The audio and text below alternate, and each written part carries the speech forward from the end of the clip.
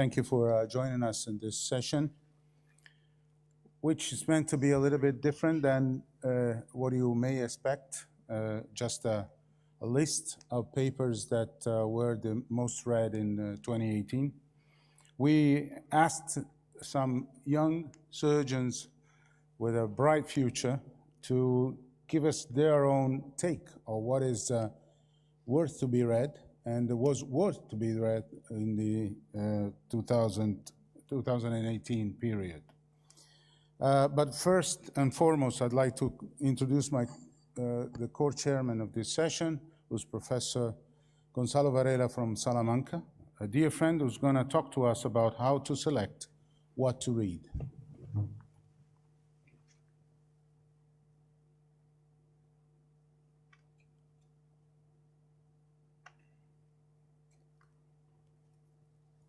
Good afternoon, everybody. These are my disclosures. No. Okay. Shortly, this is what I'm talking to you today. These are the messages from my talk. My recommendation is that before starting to read, have in mind what and why you're searching for. Don't go on the literature just to have a big idea of what is going on in thoracic surgery in the world, because this is not working. Have in mind a few keywords and mainly no keywords. I'm not searching for that, and I'm searching for this specific information. Read the title and the abstract, and pay attention to the quality of the conclusions, not just p-values. P-values are for nothing. The most relevant is that conclusion useful or relevant for me or not? Okay. You can read for different reasons. To impress others. I'm the top thoracic surgeon and I know everything about thoracic surgery, everything about is published in the world and all that. This is ridiculous. Or to update myself in general, or to get ideas for research. This is sometimes dangerous. For only two very simple searches, on the internet, lung resection and lung cancer and thoracic surgery and post-operative complication, you can read more than 11,000 papers in 16 months, which is a lot. That is 183 papers per week. It's absolutely impossible to be totally updated in your specialty. And look at this.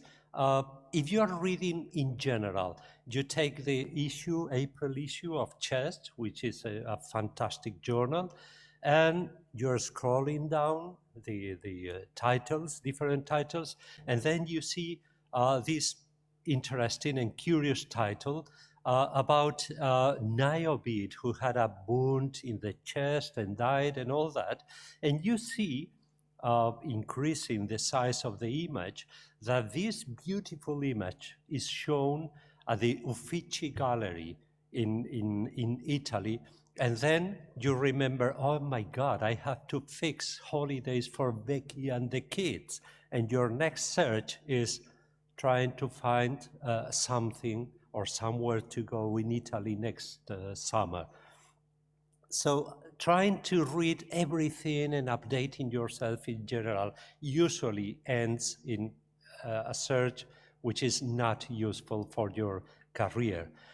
To support my point at MDT or finding a solution for a specific patient, this is my recommendation. Go on PubMed and log in with your name to your personal web page. If not, probably you're losing your time. If you go to your personal web page, you can save your searches, keeping them in the system, and these searches are updated as soon as a new paper is published on the same topic. Doing so, you're not losing your time the next time you are trying to find something. So in abstracting my information, this is my recommended algorithm. First, read the title and ask yourself, is this title related to my topic? If not, go to the next paper.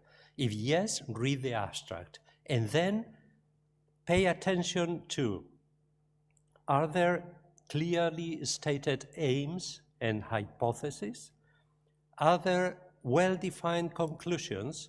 Because sometimes if you pay attention to conclusions, you can read, oh, despite the small sample in this study, prospective randomized studies would be needed. Then why are you publishing that? If your study is not good, why are you publishing?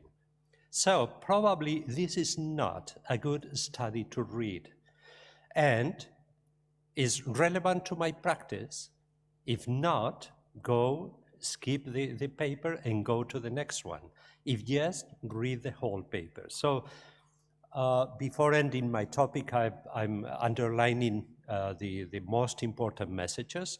Know what are you searching before starting your search on the internet.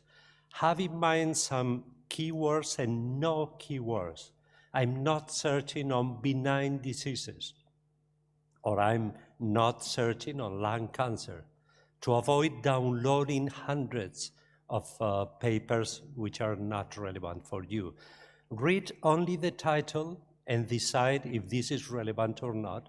Read the abstract and do not pay attention to p-values, because p-values are very tricky in the papers.